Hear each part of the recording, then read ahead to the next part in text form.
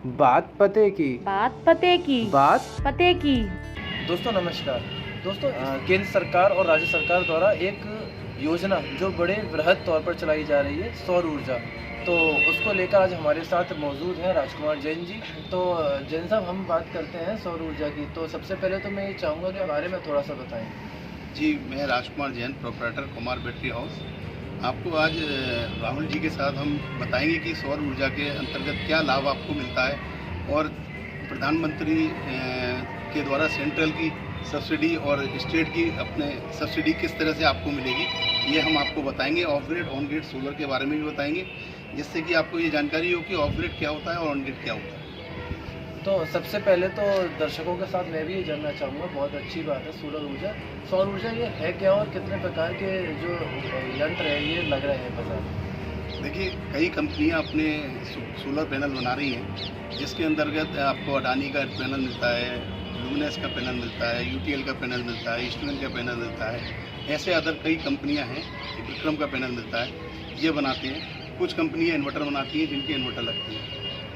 अब इसमें हम जो दो तरह के इन्वर्टर बता रहे हैं, तो दो तरह के सोलर के बारे में जो जानकारी आपको देना चाहते हैं, वो एक तो होती है ऑफ ग्रिड, जिसके अंदर बैटरी भी लगती है और पैनल लगता है, इन्वर्टर लगता है, जो स्टोर करता है बैटरी के अंदर। इन्वर्टर जनरेट करती है जो डीसी करंट को, पैनल को, और डीसी करंट को स्टोर करके बैटरी में कर देता है। उसे कहते हैं हम ऑफ ग्रिड। और एक होता है ऑन ग्रिड, जिसके अंदर हम डीसी करंट को लेके एसी में कन्वर्ट करके यूनिट बनाते हैं, जिसके द्वारा नेट मीटरिंग की जाती है विभाग के द्वारा, और वो जितनी हम दिन में खर्च कर लेते हैं, बची हुई हम एक्सपोर्ट कर देते हैं विभाग को। उसमें जो रात में हम खर्च करते हैं, उसमें से वो यूनिट लेस कर दी जाती है। उसे कहते हैं ऑन ग्रिड डोमेस्टिक सोलर।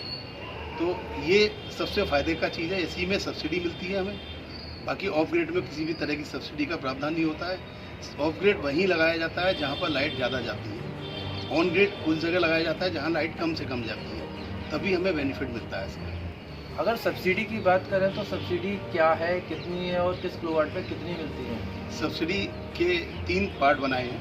पहला 1 किलोवाट है, जिसमें सेंट्रल की 30,000 रुपये आती है, 15,000 रुपये स्टेट देती है गवर्नमेंट। दूसरा है 2 किलोवाट, 2 किलोवाट पर 60,000 रुपये सेंट्रल देती है और 30,000 रुपये स्टेट देती है। तीसरा 3 किलोवाट से 10 किलोवाट तक डोमेस्टिक में माना जाता है, वो फिक्स कर दी गई है। सेंट्रल की 78,000 रुपये और स्टेट की 30,000 रुपये। इस तरह 1,08,000 रुपये की सब्सिडी आपको मिल जाती है।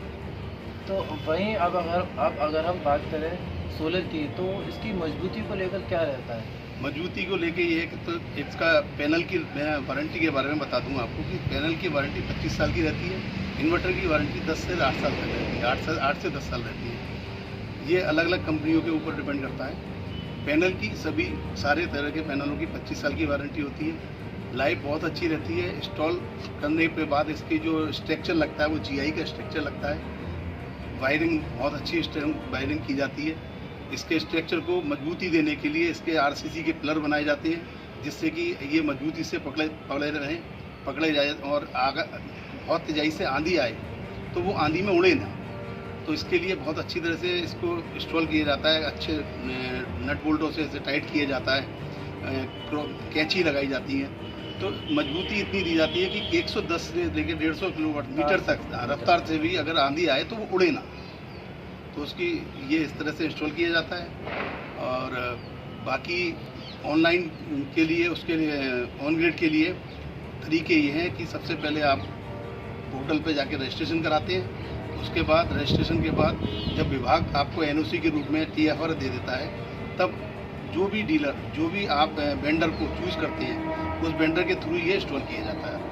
तो आपने कहा वेंडर, अगर वेंडर को लेकर बात करें तो वेंडर को लेकर भी कुछ नियम है कि किस तरह का वेंडर होना चाहिए? जी, या कोई भी कैसा भी आदमी जी लगा सकता जी है इसको? जो ये एमएनआरई में रजिस्टर्ड हो, वही वेंडर से आप लगवाएं, क्योंकि उसके द्वारा ही आपको सब्सिडी प्रॉपर मिल पाएगी। नहीं तो प्रॉपर आपको सब्सिडी नहीं मिलेगी, आपकी सब्सिडी रुक जाएगी।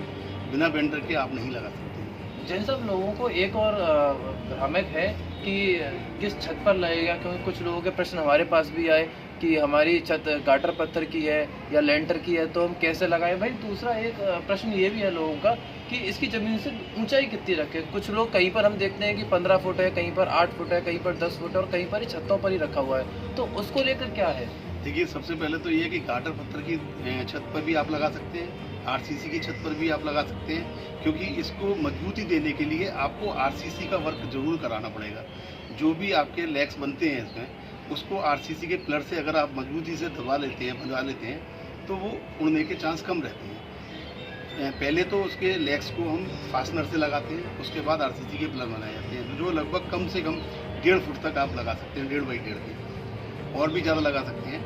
लेकिन हाई राइज पर आपको सोलर कम से कम लगाना चाहिए, क्योंकि उसमें जैसे कि आपको मालूम है कि एक लंबे आदमी को गिराना आसान होता है और एक कम हाइट वाले को गिराना बहुत मुश्किल होता है। जैसे इसका जो स्टैंडर्ड साइज है वो है आगे का लेग 2.5 या 3 फुट, पीछे का लेग 5 फुट, यानी कि एक लेटा हुआ जैसे कि हम बोलते हैं छप्पर टाइप का। 30 डिग्री, यस। तो ये यहाँ पर अपने 30 डिग्री पर लगता है, तो ये दक्षिण साइड में होके लगता है, दक्षिण साइड में नीचा रहता है और उत्तर साइड में ऊंचा रहता है। भाई हम कभी कभी देखते हैं कि सोलर कहीं दीवार की एक साइड, कहीं छाया में, कहीं बीच में, तो वो धूप को लेकर क्या रहता है इसमें? जी, इसका हमें बहुत ही ध्यान रखना पड़ता है हमें, क्योंकि आप देखते हैं कि पूरब से लेकर साउथ होते हुए पश्चिम में डूबता है सूरज, तो हमें इस बात का विशेष ध्यान रखना होता है कि हमारे जहाँ पैनल लगे वहाँ किसी भी दीवार, किसी भी पेड़, किसी भी चीज़ का शेड नहीं आना चाहिए उसके ऊपर, क्योंकि जिस जगह शेड आएगा वहाँ से वो जनरेशन कम हो जाएगा उसका, तो यूनिट कम बनेगी।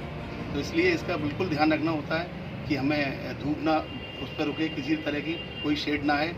सबसे बड़ा मैं एक और लोगों को बताऊंगा कि लोग आगे सोचते हैं सोलर लगा दिया फिर उसके बाद हमारा कोई काम नहीं, मैं ये कहूँगा कि आपको हर महीने उसको धोना चाहिए, वॉश करना चाहिए, और करंट लगने की कोई भी वो नहीं होती है, परेशानी के करंट नहीं लगता, हाँ, गुंजाइश नहीं होती है। अगर कभी अर्थिंग का प्रॉब्लम आती है, कोई अर्थिंग आपको झटका देगी, तो आप तुरंत ही अपने जिस वेंडर से लगवाया आप उसे बता दें, तो वो जो भी प्रॉब्लम लीकेज होती है वो सही कर देता है वो। बाकी ऐसा अभी तक कोई केस हुआ नहीं है, ना ही सुनने में आया कोई करंट नहीं होता, क्योंकि डीसी करंट होता है उसमें, वो एसी इन्वर्टर करता है, एसी इन्वर्टर जो करता है उसके आउटपुट से एसी निकलता है। अगर बिजली की बिल की कटौती को लेकर बात करें तो इससे लोगों को किस तरह से फ़ायदा होता है और कितना फ़ायदा होता है? कि मैं एक मिनिमम हम 3 किलोवाट के सोलर से बात कर लेते हैं कि उससे हमारा क्या बेनिफिट मिलता है। 3 किलोवाट कनेक्शन पर आपके 12 यूनिट पर डे हम लोग मानते चलते हैं कि 4 यूनिट 1 किलोवाट पैदा करता है पर डे, जो पूरी साल के एवरेज से निकाला जाता है। अब 12 यूनिट यानी कि आप 30 में मल्टीप्लाई करेंगे तो आपके 360 हो गए। फिर भी हम ये मानते हैं कि 360 ना होकर 300 यूनिट भी अगर आपकी जनरेट होती है, तो वो सबसे पहले उस जनरेट यूनिट में से आपके यहाँ दिन में खर्च होती है, जो बचती है वो एक्सपोर्ट हो जाती है विभाग को, जिसको हम नेट मीटरिंग कहते हैं, उसके थ्रू वो एक्सपोर्ट हो जाती है। जो रात में आप विभाग की खर्च करते हैं तो उसमें जितनी भी आपने एक्सपोर्ट की है उसमें से वो लेस कर दी जाती है, बाकी बचा जो बिल होता है वो आपका बिल आ जाता है। यानी इसे हम 60% मान के चलते हैं कि जो 3 किलोवाट का जिसके यहाँ कनेक्शन है वो बंदा, मैं मानता हूँ कि 400 या 500 यूनिट से ज़्यादा महीने में खर्च नहीं करता है। तो आप 300 यूनिट अगर आप जनरेट करते हैं तो लगभग 60 से 80% तक आपका बिल कम हो जाता है।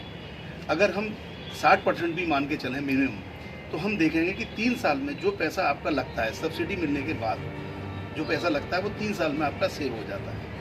आगे चूँकि 25 साल वारंटी होती है, लाइफ होती है उसकी, हम वारंटी को लाइफ में कन्वर्ट करके बात करते हैं, क्योंकि वारंटी पीरियड का मतलब ये नहीं होता कि गारंटी होती है उसकी, वारंटी पीरियड है कि उसकी एक लाइफ है, उस लाइफ को 25 साल माना जाता है। 25 साल में वो जितना भी आपको 21-22 साल जो मिल गए बाकी, वो आपके फ्री ऑफ कॉस्ट आपका जनरेट होता है। बाकी अगर रेट की बात करें तो सोलर 3 किलोवाट का सोलर प्लांट लगवाने के लिए आम तौर पर आम व्यक्ति को कितना पैसा खर्च करना पड़ता है? जी, ये मैं बताना चाह रहा हूँ कि 1 किलोवाट का ज़्यादा लगता है, 2 किलोवाट का थोड़ा सा कम लगता है। हम 3 किलोवाट इसलिए मान के चलते हैं, 3 किलोवाट का 60,000 रुपये पर किलोवाट के हिसाब से लग जाता है, यानी कि 1,80,000 रुपये आपके लग जाते हैं, जिसमें से सेंट्रल की 78,000 और 30,000 स्टेट की, यानी 1,08,000 आपके वापस आ जाती हैं, जो आपके अकाउंट में आते हैं, कस्टमर के अकाउंट में ही आते हैं, क्योंकि कस्टमर के ही नाम से वो लगता है। तो लगने के बाद सब्सिडी जो है लगभग कितने समय में वापस आ जाती है? लगभग लगने के जब लग जाता है, नेट मीटरिंग हो जाती है, उसके बाद 1.5 से 2 महीने के अंदर में पहले सेंट्रल की आती है, फिर स्टेट की आ जाती है। सेंट्रल के बाद 1 महीने के अंदर में स्टेट की आती है। अभी बहुत तेज़ी से आ रही है, अभी जितने भी प्रोजेक्ट मैंने लगाए हैं सभी बंदों की सेंट्रल की 20-25 दिन में आ गई है, उसके 15-20 दिन के अंदर में स्टेट की आ गई। यानी हम लोग कस्टमर को बताते हैं कि 2 से ढाई महीने में आ जाएगी, लेकिन बहुत तेज़ाई से प्रधानमंत्री जी हमारे इसको लगवाना चाह रहे हैं और लगाएं। लोग मैं कहूँगा कि खूब लगाएं और सब्सिडी बहुत अच्छी तरह से आ रही है, कहीं भी किसी भी तरह की प्रॉब्लम नहीं आती है प्रॉपर वर्क में।